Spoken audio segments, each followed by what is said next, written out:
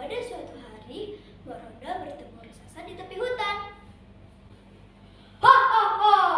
Hai Mbak Ronda, apakah kau ingin mempunyai seorang anak? Lalu Mbak Ronda menjawab, iya raksasa.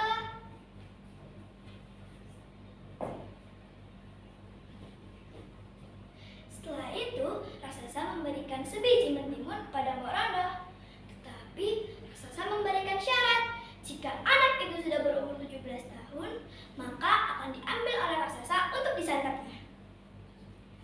Ketika Mbak Ronda sudah sampai di rumah, ia menanam biji mentimun itu di belakang rumahnya.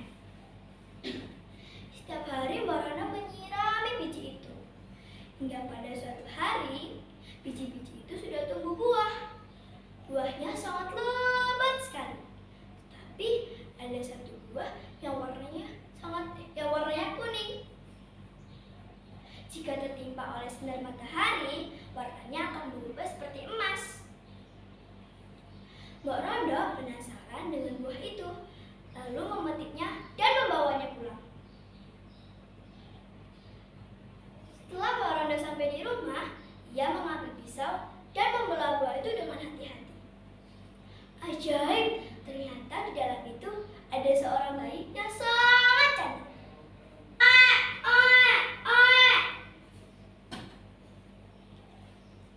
Mbak Ronda sangat menyayangi anak itu, dan Mbak Ronda memberi nama anak itu Timun Mas. Beberapa hari, bulan, dan tahun berdekati, kini Timun Mas telah menjadi gadis jelita.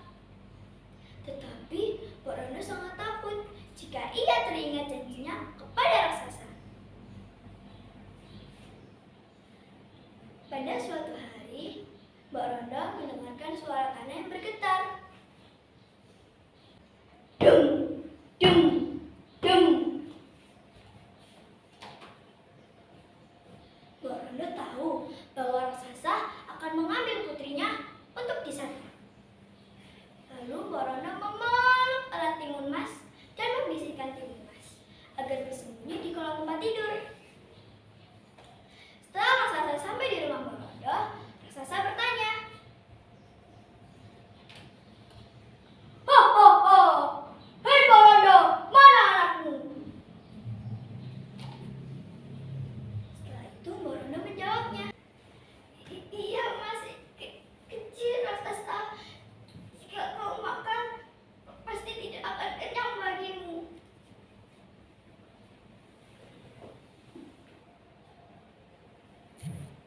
Setelah itu, raksasa berpikir, benar juga ya.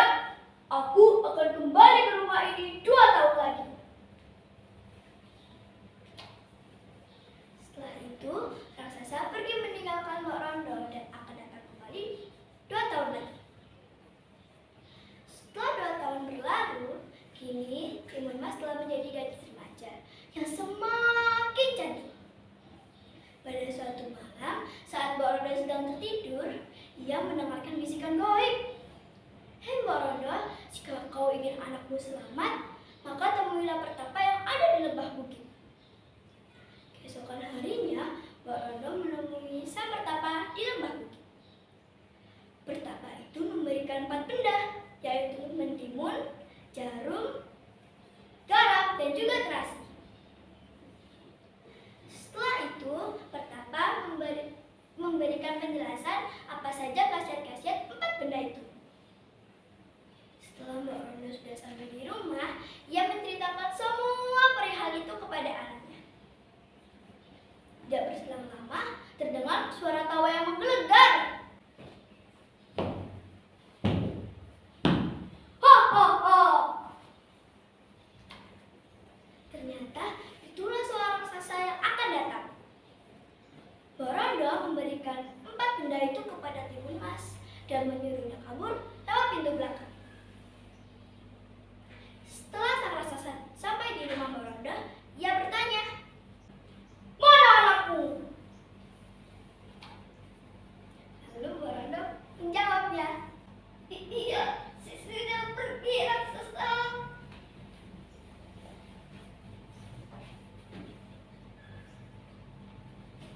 Karena raksasa mempunyai kesaktian, ia bisa melihat di mana timun mas itu pergi.